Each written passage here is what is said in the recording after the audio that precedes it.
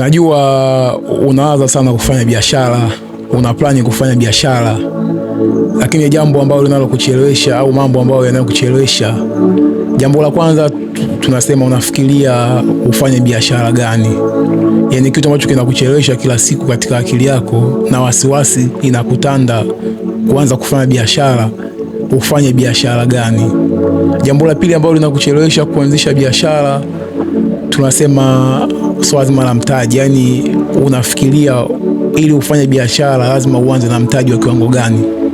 Na ndio maana nikakuandalia video hii ya biashara 4 ambazo unaweza ukazifanya, hazihitaji mtaji mkubwa, lakini ni chaini ya kupeleka katika mafanikio.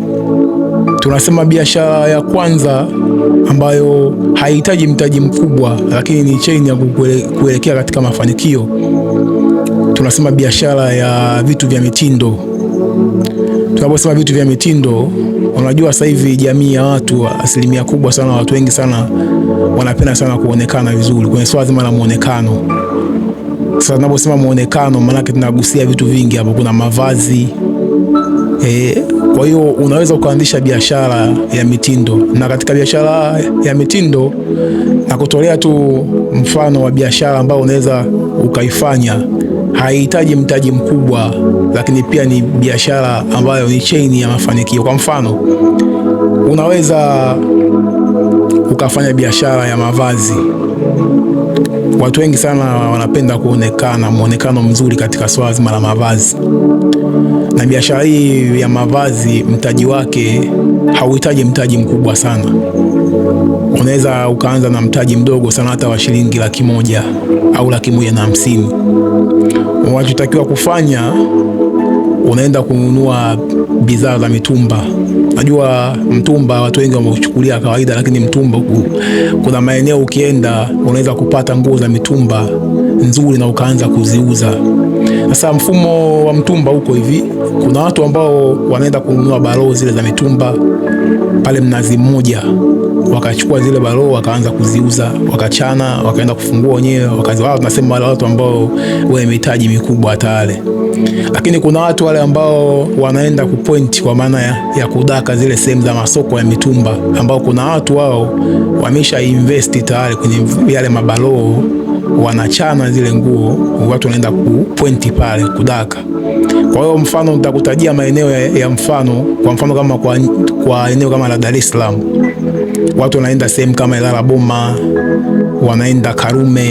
Hizo ndio sehemu ambazo watu wanaenda asubuhi sana na hela yao, wanaenda pale wanapointi bidhaa kwa maana ya mavazi au nguo za mitumba, wanaenda. Sasa wewe kwa mfano unataka kufanya biashara ambayo ya mtaji mdogo na ukaifanya ikawa sehemu ya kusogeza katika malengo yako makubwa zaidi, unachotakiwa kufanya, andaa shilingi 100,000 yako ama 150,000.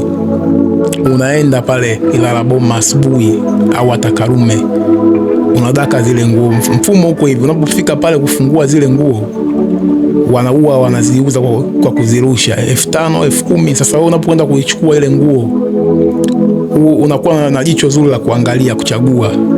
Unachagua nguo yako nzuri, aidha ya shilingi 5,000 ama 7,000. Umeandaa shilingi 100,000 yako, umechukua ile 100,000. Ukipiga hesabu maana yake kwa nguo za shilingi 5,500, una nguo ngapi maana yake hapa? Una pisi ngapi hapa?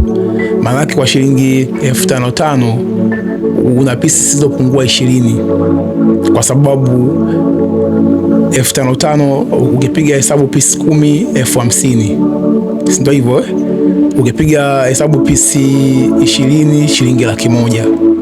Unachukua zile pisi zako zile 20 ambazo zimesimama nzuri, umeshazipoint, unaenda kuchukua henga.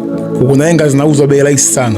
Yaani nataka niongee kwa vitendo ili ujue kama unaweza ukaanzisha biashara hata kwa mtaji mdogo.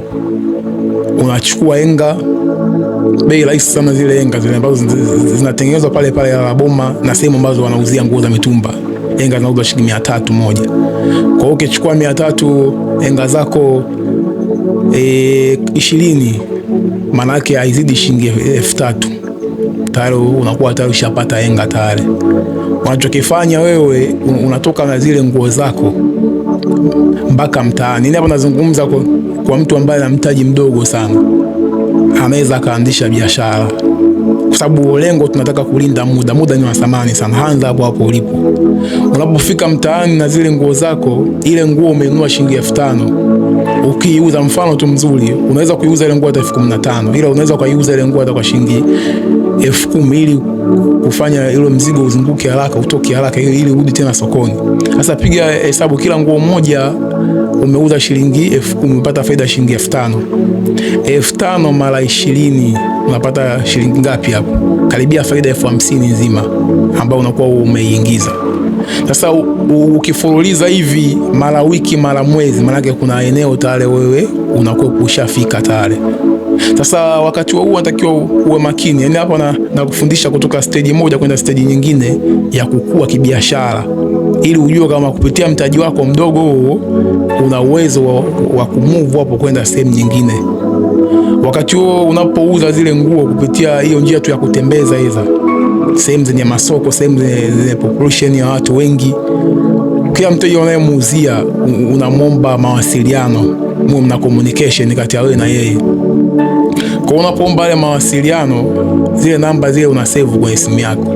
Kama umejaliwa labda kwa hata na smartphone, labda ukawa una save zile namba. Kwa hiyo kadri unazidi kuendelea, unazidi kupata wateja wengi, ndivyo unazidi kufanyaje kusave zile namba. Baadaye sasa unachokifanya, unapoenda tu kuchukua mzigo mpya, labda unakuwa unauposti, wateja wako wote wanauona. Kwa hiyo kujikuta mzigo tu umefika nao, hujakaa na ukauza haraka, ukaingia tena sokoni tena kuchukua mzigo mwingine, ndipo unaanza kupanda taratibu, mwisho wa siku unafikia kwenye engo sahihi ya kuwa mfanyabiashara mkubwa zaidi.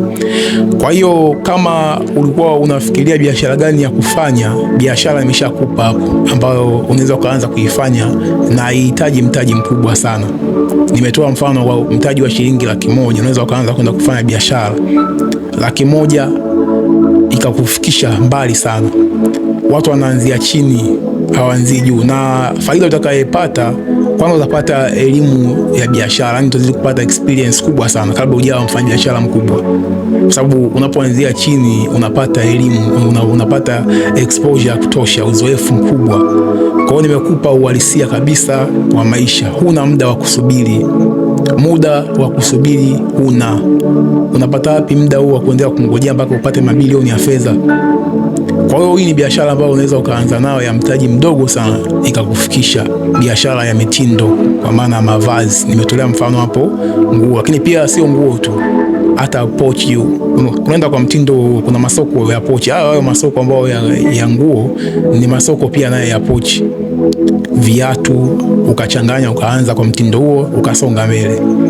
Lakini pia biashara ya pili tunasema ambayo ni inahitaji mtaji mdogo, lakini pia ni biashara ambayo chain ya mafanikio inakusogeza katika hatima njema katika maisha yako.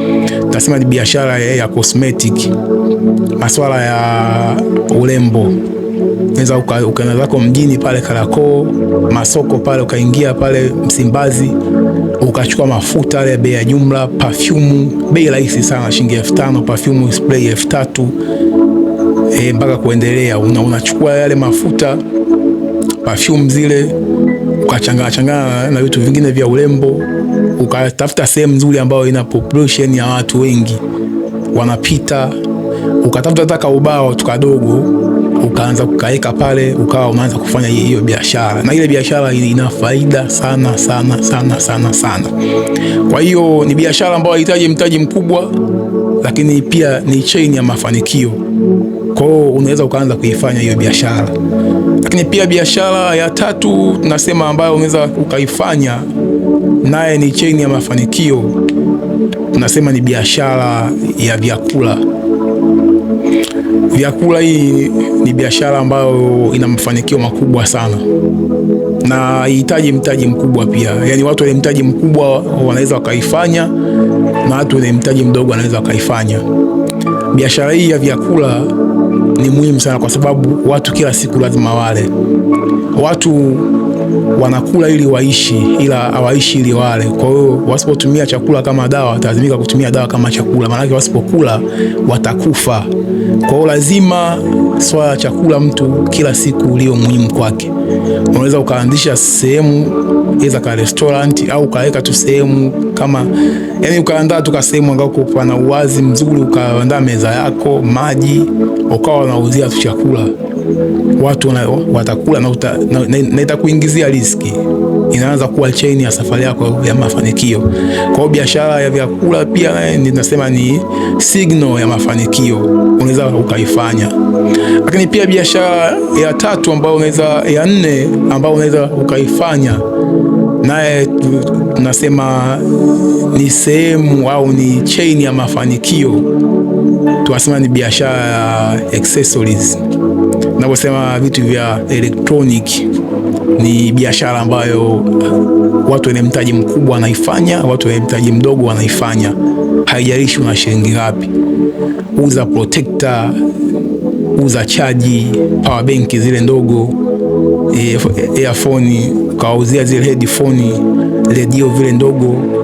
Unatafuta tu eneo zuri na wingi wa watu, unaanza kuweka pale, unauza. Na kama nilivyosema, unaweza ukaanza hivyo live, mwisho siku ukapata zile namba za wale watu, unakusanya zile namba, una save kwenye simu, baadaye unaanza kuposti online.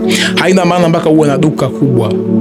Sasa unaweza kutumia mitandao ya kijamii kama sehemu ya fursa za kibiashara, ukawa unachukua bidhaa unawapostia watu. Kwa mfano kama hata nilivyotoa mfano hapo wa biashara labda ya nguo hiyo ya mavazi. Hii ni biashara ambayo unaweza ukaifanya international tu, japokuwa kama una mtaji mdogo. Unakuwa na simu yako, unaenda kuchukua mzigo wako wa $100,000 kama nimetoa mfano, unaenda kununua kapeti la bei rahisi sana, ukawa unaweka zile biashara zako pale, unapiga picha afu unaposti kwenye akaunti yako. Mitandao ya kijamii ni jukwaa ambalo linakutanisha watu sehemu mbalimbali za dunia, mashariki, magharibi, kaskazini, kusini. Kwa hiyo watu wanaweza kuona bidhaa yako, wakupigia simu, wakahitaji. Safari inaanza kuelekea katika mafanikio. Kwa hiyo unachokusii zaidi, usisubiri sana mpaka uwe na mtaji mkubwa. Hapo ulikokuepo unaweza ukaanza kufanya biashara na ukamove kutoka stage moja kwenda stage nyingine. Lakini pia hata ukiwa na wasiwasi labda biashara gani ufanye, ondoa hilo shaka. Nimeshakutajia hizo biashara utazifanya bila wasiwasi wowote. Nasema pesa haitafutwi, pesa inategwa. Kwa hiyo hizi ni kanuni au biashara ambazo nimekupa, unaweza ukazitumia, unakuwa tayari sehemu ya kuitega pesa uitafuti. Kwa hiyo kama umeelewa somo hili, basi waweza kusubscribe channel yetu ya Mdamba Mindset, lakini pia kushare, kulike na kucomment kwa ajili ya somo lijalo.